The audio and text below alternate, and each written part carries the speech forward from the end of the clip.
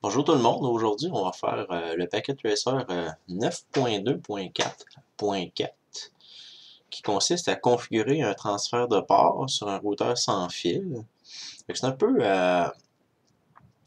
faire du packet forwarding comme si vous voudriez inviter vos amis qui sont ici à l'extérieur sur le réseau local, mais ensuite qui vont passer sur Internet, qui vont rejoindre votre routeur ici. Et ensuite, ils vont pouvoir aller à votre serveur de jeu que vous allez avoir monté ici. OK? Fait que dans le fond, le but, c'est vraiment de voir comment cela fonctionne, OK, pour un serveur de jeu maison qu'on pourrait faire. Fait que l'exemple est assez simple. On va configurer ici le routeur sans fil pour atteindre le serveur.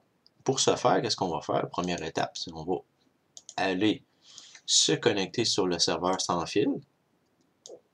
Fait que tout le monde est habitué à la maison, on va sur la page web et on rentre l'adresse de notre routeur. On fait ça souvent. C'est 192.168.0.1 pour la plupart. OK, des fois c'est .1.1, fait qu'on fait un go.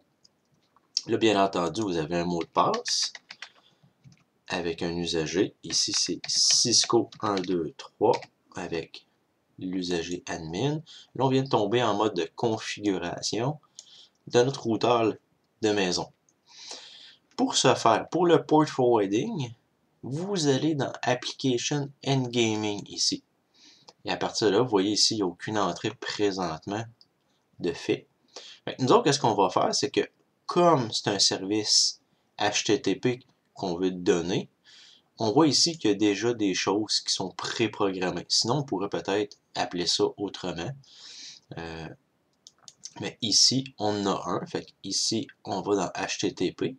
Donc, qu'est-ce que ça va faire? C'est que ça va forwarder le port 80 externe vers un port 80 interne. Et notre serveur, on l'a mis à l'adresse 192.168.0.2. Ici, on va aller changer le 2 et on va mettre la règle enable.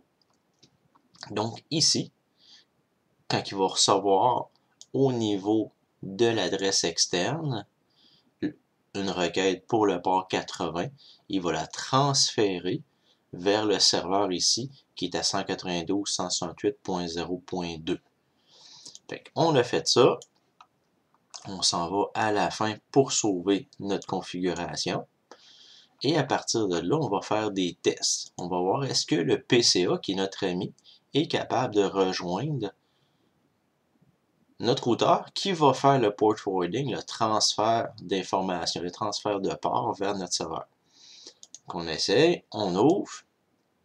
Bien entendu, on va aller dans un web browser, okay, un furteur pour les francophones, et on va mettre l'adresse 209.131, ici, ce qui nous est donné, qui va être notre adresse externe.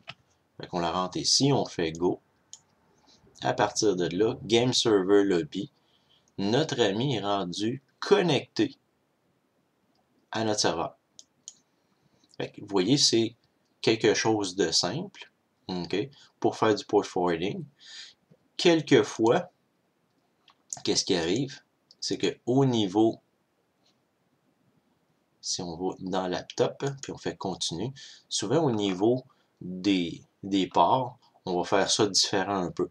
On va peut-être des fois écrire ici, supposons j'ai un mode serveur ou n'importe quoi. Là, je vais peut-être mettre un port externe, genre 777, pour que ça ne soit pas reconnaissable facilement par quelqu'un qui fait du port scanning. Okay. Puis là, on va dire que l'interne, peut-être, ça va être le 443 pour une configuration sécuritaire, okay, sur TCP.